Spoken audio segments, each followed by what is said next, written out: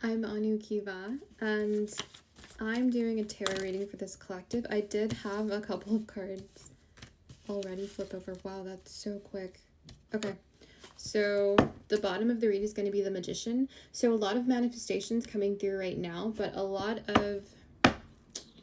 I want to almost say that it's the manifestations that you once wanted to bring through had to be realigned to be brought through in a higher frequency. So then when you were at a place in that higher frequency where it could finally reach you, now it's almost like being realigned again to meet you at even higher frequency, if that makes sense. But it's not like you waited for it and then had to align it. Now that you're aligned to it, it's going to make its way to another frequency where you have to meet it again. It's not doing that. It's actually just you're already aligned to it first, and it's already coming in, but it's coming in a grander way than you're imagining. And it's because you're capable of having that frequency in there already. It's in you. So that higher frequency will be in this manifestation already. So it's going to meet you on a bigger scale than what you had previously pictured. So that's what I'm getting from the Magician. And I feel that would have been like a light language activation for some of you. So I feel the Strength card coming in here is all the work having been done already. So it feels like you're complete. And I'm also receiving the 7 of Wands here. And no, that's 5 of Wands. The 5 of Wands...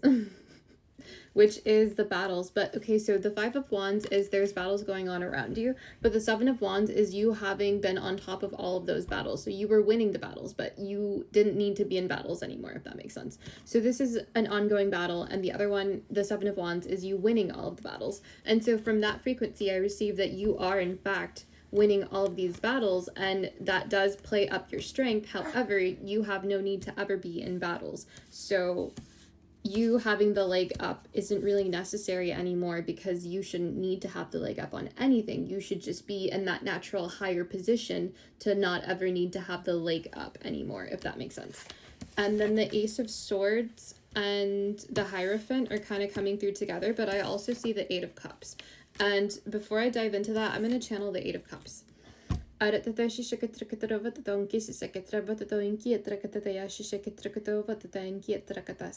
So that's actually light language. Light language is soul language. It is a language that is spoken to give you the frequency directly, instead of you having to put it into English words, think about it, overthink it, underthink it, try and figure it out, read in between the lines. You just receive it straight from the source, and that is the purest way for you to receive it. And I do feel to channel these as well, but I do feel it's a bit more than a battle that you've been going through. Wow, I even heard for some of you a battle with cancer. So you've been having not just emotional, mental battles, but very physical ones, very in your body battles, not just spiritually trying to align, trying to believe in source, and however you describe source and God, and you are seeing that that being is not outside of you, if that makes sense. There isn't any outside force that is going to take away from you, but you need to understand also, and I feel you're understanding this now, that the force that runs your life truly is you. When you make the choice to put the beer down, to put the vape pen down, and I'm not shaming any process that you're going through in your journey. I'm saying that the power of what you do and don't do in your own personal choices is a very big one.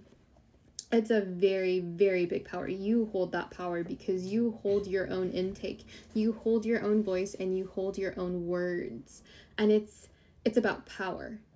It's about giving power to the external, to the people around you, to the situations around you, or it's about sitting in your power, denying everybody any access to your power, and you being the power that guides your life in that better way. And you do that how? Through strength, through being in your most authentic place that you can be, which is an absolute love, trust, and honor to yourself. And there are frequencies out there that do assist, yes. But as much as those frequencies are assisting you, you're the only person who can pick up the phone, call, and make the appointment. You're the only person who can drive yourself somewhere or find a ride to get to where you want to go to. So these are very personal choices that you have to make, and you're saying that you have a lot of power and a lot of strength in them.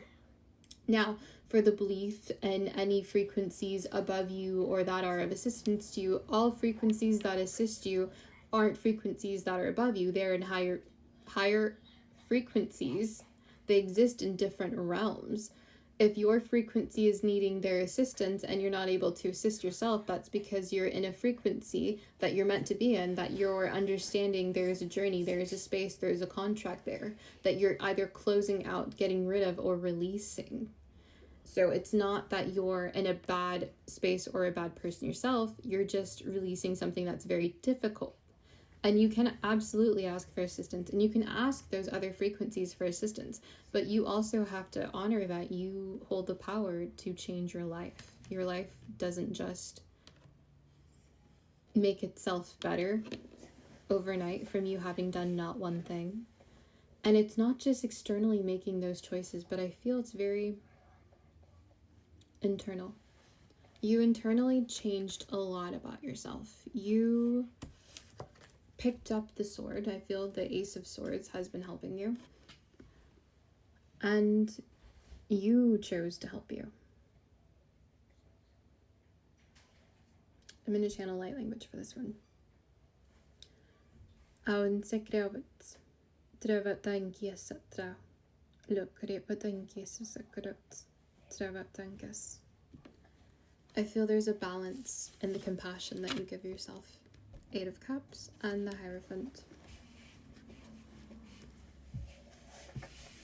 I feel you may have reached your max and almost wanted to give up, but I feel that in the space of having reached your max is the space where you had to really say, you're not a terrible person.